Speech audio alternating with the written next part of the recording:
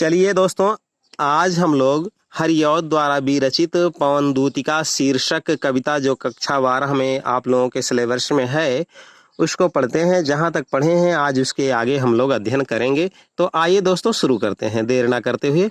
चलिए देखिए, लज्जाशील पथिक महिला जो कहीं दृष्टि आए, होने देना विकृत वसना तो ना तू सुंदरी को, जो तोड़ी भी श्रमित वाहो गोद ले श्रांति खोना, होठों की और कमल मुख की म्लानताएं मिटाना। तो आइए दोस्तों, अब देखिए इसमें बता रहे हैं लज्जाशील, लज्जा से परिपूर्ण। पथिक माने होता है यात्री, महिला माने हो जाएगा स्त्री, दृष्टि आए दिखाई पड़े, विकृत वसना उसके वस्त्रों को बिगाड़ना ना, विकृत का वसना, वसना माने वस्त्र हो जाएगा, विकृत माने बिगाड़ना, सुंदरी माने सुंदर स्त्री, श्रमित माने थकित, श्रांति खोना थकान को दूर करना, होठों की दोनों होठों की, अव माने और हो जाएगा, कमल मुख कमल के समान मुख की, म्लानताएं मलिनता मिटाना माने दूर करना। अब आइए दोस्तों, सबसे पहले इसकी व्याख्या देख लेते हैं। इस पद में राधा श्री कृष्ण के वियोग में दुखित हैं और पवन को दूती बनाकर भेजती हुई वे पवन को संदेश दे रही हैं कि तुम रास्ते में अगर तुम्हें कोई दुखित व्यक्ति दिखाई पड़ जाए तो उसके दुखों को, उसकी चिंताओं को दूर करते हुए जाना, ऐसा समझाकर वो भेज रही हैं। देखिए कैसे राधा जो है पवन दूतिका को समझा रही हैं और कहती हैं कि हे पवन, क्या करना तुम, लज्जाशील पथिक महिला जो कहीं दृष्टि आए, अगर तुम्हें रास्ते में कोई ऐसी स्त्री दिखाई पड़े जो लज्जा से परिपूर्ण हो तो क्या करना, होने देना विकृत वसना तो ना तू सुंदरी को, तो तुम उस सुंदर स्त्री के वस्त्रों को उड़ाना मत। और आगे बता रहे हैं, जो थोड़ी भी श्रमित हुआ हो गोद ले श्रांति खोना, अगर वह तुम्हें थोड़ी सी थकित हुई सी दिखाई पड़े तो तुम उसे अपनी गोद में ले लेना और गोद में लेकर उसके सभी प्रकार की थकान को दूर कर देना, होठों की और कमल मुख की म्लानताएं मिटाना, उसके होठों की और उसके कमल के सादृश्य मुख की मलिनता को तुम मिटा देना, कमल रूपी मुख की मलिनता को मिटा देना और उसे आनंदित बना देना। अब इसमें हम लोग काव्यगत सौंदर्य इसी वक्त देख ले। यहाँ भाषा जो है खड़ी बोली है, यह प्रबंध शैली में लिखी गई रचना है, यहाँ वियोग श्रृंगार रस है और प्राकृत को मानवीय रूप में चित्रित किया गया है, तो अलंकार मानवीकरण हो जाएगा। इसके साथ साथ यहाँ रूपक अलंकार है और अनुप्रास अलंकार है।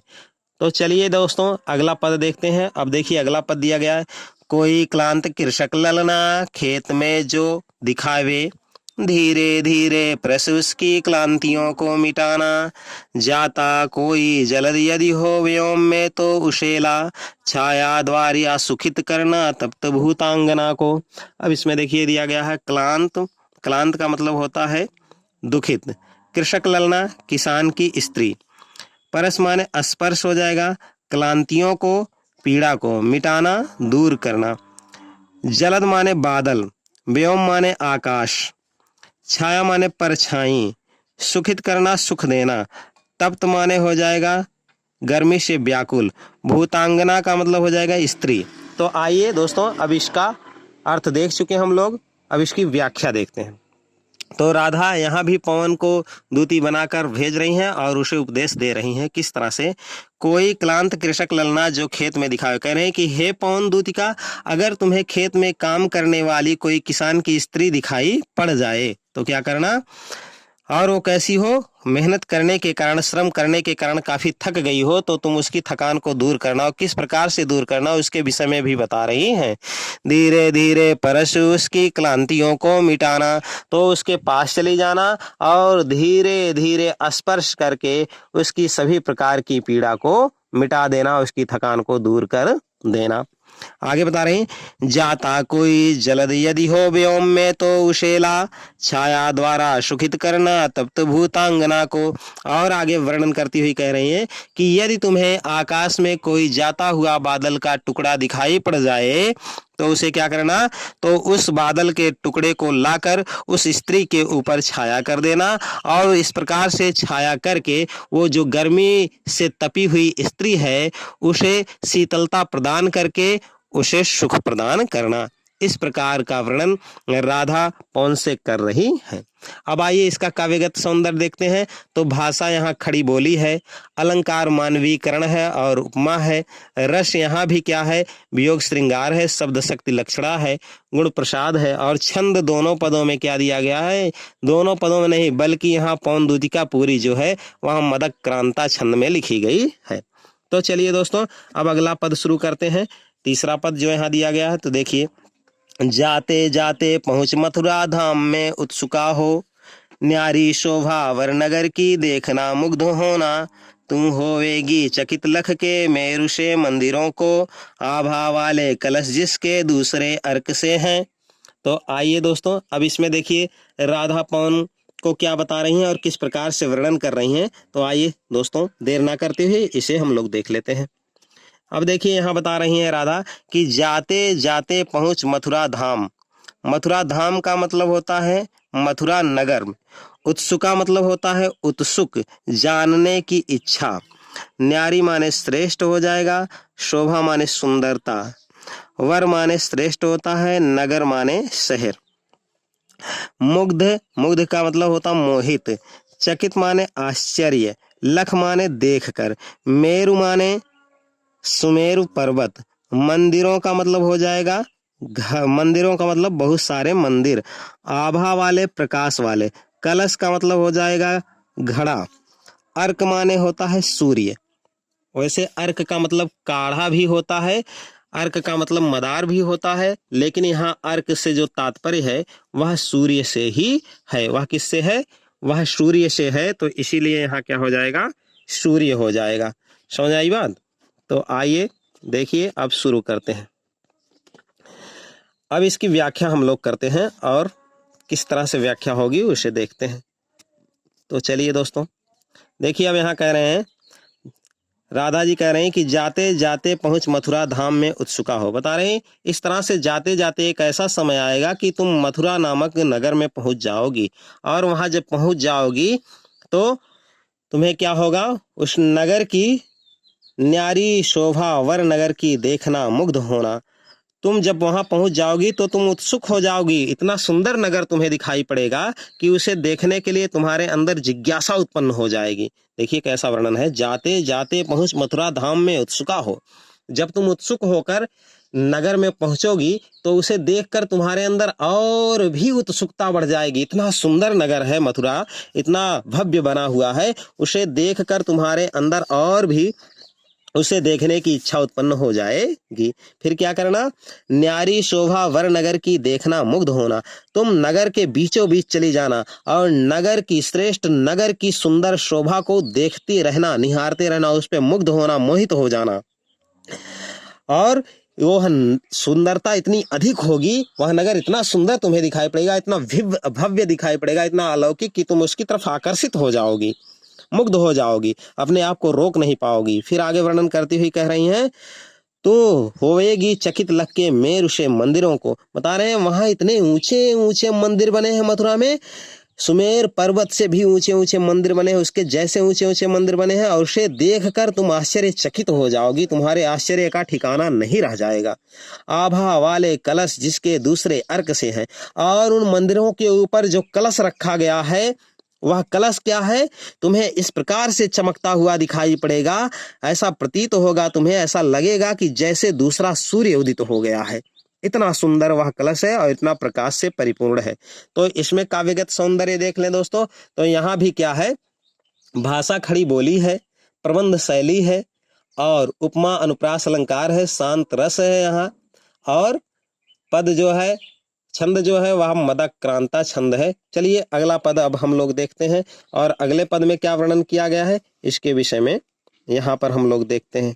तो चलिए दोस्तों देर ना करते हुए इसे भी देख लेते हैं। अब देखिए यहाँ क्या वर्णन किया गया है, यहाँ बताया गया है कि देखो पूजा समय मथुरा मंदिरों मध्य जाना, नाना वाद्यों मधुर स्वर की मुग्धता को बढ़ाना, किवाले के रुचिर तरु के शब्दकारी फलों को धीरे धीरे मधुर रव से मुग्ध हो बजाना। अब देखिए यहाँ वर्णन किया गया है, बताया गया है कि देखो पूजा समय मथुरा मंदिरों मध्य जाना, मध्य माने क्या हो जाएगा, बीच में, नाना माने अनेक, वाद्यों माने वाद्य यंत्र, मधुर माने हो जाएगा मन को हरने वाले, सुंदर। स्वर माने हो जाएगा ध्वनि। मुग्धता का मतलब होता है यहाँ मनोहरता। किवा माने अथवा। रुचिर माने रुचि के अनुसार, मन को अच्छा लगने वाले। तरु माने वृक्ष, शब्दकारी फलों को शब्द देने वाले फल, शब्द रूपी फल। मधुर का मतलब होता है मनोहर, सुंदर। रव माने ध्वनि। मुग्ध माने होता है लीन होना या उसी पे आकर्षित हो जाना, बजाना। तो आइए देखिए दोस्तों, बजाना का मतलब बजाना ही होता है। आइए देखिए, शुरू करते हैं अब इसकी व्याख्या। इसमें जो है राधा पवन को दूती बनाकर भेजती हुई कह रही हैं, क्या कह रही हैं, आइए देखते हैं। वो कह रही हैं, देखो पूजा समय मथुरा मंदिरों मत जाना। राधा पवन को दूती बनाकर भेजती हुई कहती हैं कि हे पवन दूतिका, तुम जब मथुरा में पहुंच जाना तो वहां थोड़ी देर के लिए ठहर जाना। और कब तक ठहरना, जब तक मंदिरों में पूजा ना शुरू हो जाए। जब मंदिरों में पूजा शुरू हो जाए तो मंदिरों के सभी मंदिरों को बीचों बीच में तुम चली जाना, सभी मंदिरों के बीच में चली जाना। और फिर क्या करना, नाना वाद्यों, मधुर स्वर की मुग्धता को बढ़ाना।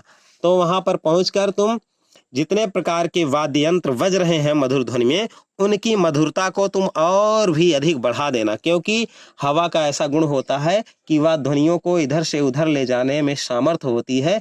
हवा में ही सारी चीजें संचरण करती हैं। आज मोबाइल का जमाना है तो इसमें आप लोग देखते हैं कि बात अगर हम करते हैं तो हवा की तरंगों के माध्यम से हमारी स्वर लहरियां इधर से उधर आती जाती रहती है।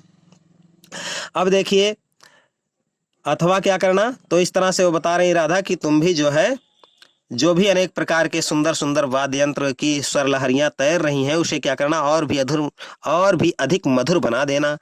किवा लेके रुचिर तरु के शब्दकारी फलों को। अथवा क्या करना, तुम्हें जो भी वृक्ष अच्छा लगेगा उस वृक्ष के फल को, फूल को, पत्तियों को और उसके तने को लेकर उस शब्द, जो उसमें से शब्द निकल रहे हैं, उन शब्द रूपी फलों को ले लेना और धीरे धीरे मधुर ध्वनि में उन्हें बजाने का कार्य करना। कैसे बजाना, उस पे मोहित हो जाना, लीन हो जाना, मग्न होकर उसे बजाना शुरू कर देना, जिससे वहां पर उत्पन्न लोग और भी मुग्ध हो जाएं और भी आनंदित हो जाएं। फिर आगे वर्णन करती हुई देखिए इसमें क्या कहती हैं। इसमें भी अगर आप काव्यगत सौंदर्य देखेंगे तो भाषा यहाँ भी क्या है, खड़ी बोली है।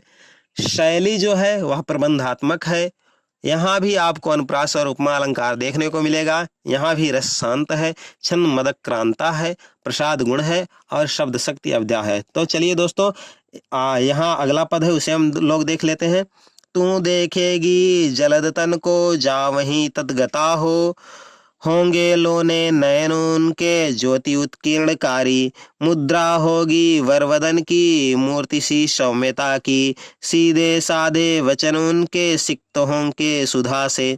अब देखिए इसमें राधा पवन को दूती बनाकर भेजती हुई श्री कृष्ण के विषय में वर्णन करती हुई कह रही कि श्री कृष्ण तुम्हें कैसे दिखाई पड़ेंगे, उनका स्वरूप कैसा होगा, उनकी आकृति कैसी होगी, इसके विषय में वर्णन है। तो चलिए दोस्तों इसे भी देख लेते हैं। जलद तन, जलद माने होता है बादल, तन माने शरीर, तद्गता हो का मतलब होता है लीन होना। लोने माने हो जाएगा सुंदर, नयन माने नेत्र, ज्योति माने प्रकाश हो जाएगा, उत्कीर्णकारी का मतलब होता है विखेरना। मुद्रा का मतलब यहाँ अवस्था से तात्पर्य है। वैसे मुद्रा का मतलब होता है रुपया पैसा धन भी, लेकिन यहाँ अवस्था है। वर माने श्रेष्ठ हो जाएगा, बदन माने चेहरा, मूर्ति सी सौम्यता, मूर्ति की है सादृश्य कोमलता।